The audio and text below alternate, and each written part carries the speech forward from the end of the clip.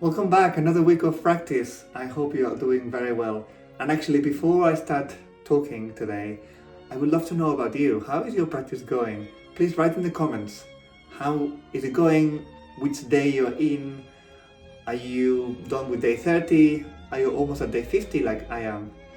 And if there's any families listening to this, remember that tomorrow, Monday, 18th of November, we are meeting together over Zoom for a very exciting talk called Empowering Parents, Mindful Strategies for Practice, and where we're going to be talking about some of the topics that we've been covering in these videos, plus some other ones to know how to support best young musicians with their practice. So with that said, this week I've been focusing a lot on slow practice. Now you probably heard that a few times from your teachers. You need to practice slowly. And that is for a very good reason. Slow practicing is a little bit like having a magnifying glass. By slowing down our speed of performing or playing something, we can actually see how things work much more detailed. And we are able to work on many different things. Any skill that you want to build, whether it's on the violin, the piano, or anything else, even if it's not a musical instrument, slowing down will help you to really see through some of the things that we don't see at normal speed. Slowing down is a great movement in general in life.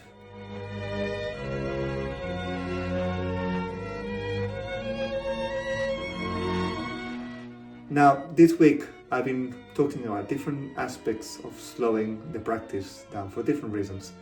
For example, one of the main reasons I find is for tone, getting a really good sound. If we slow down, we can think about what produces a good sound. Is it the right hand? Is it the tension release that we need on the arm? Is it the posture that might help with the tone? Because we slow down, our throat process can be enhanced, and therefore we can get better at what we're doing.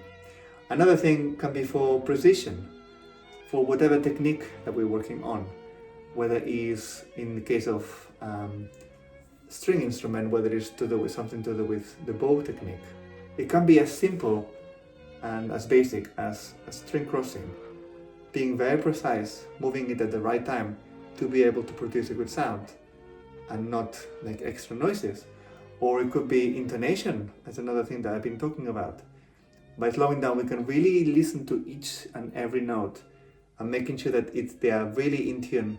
So then when we put it back into normal tempo, we are much more aware of how they should be sounding, and we can react at the right time.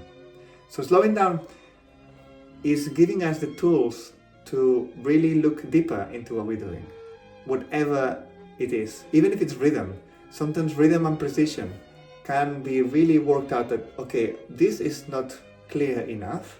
How can I improve that rhythm or that articulation? So we slow down, and by doing that, we can see that actually the fingers are not moving properly, or the arm is not moving properly, or whatever it is, or maybe it's the coordination between two hands. Most instruments require two hands to play it, whether it's the piano with the two hands or the violin with different actions on both hands, and how they coordinate, how our body in general coordinates to produce the sound that we want. That can be super enhanced by slowing down and the brain really understanding how things work together. At the end of the day, the brain will learn by repetition. It doesn't really matter how fast or how slow we do that repetition. But by doing it slowly, we are much more likely to do things correctly.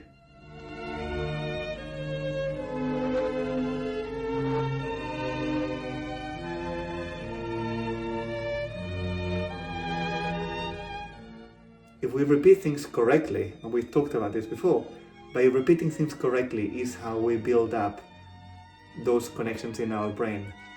We need correct repetitions to be able to get better at this particular skill.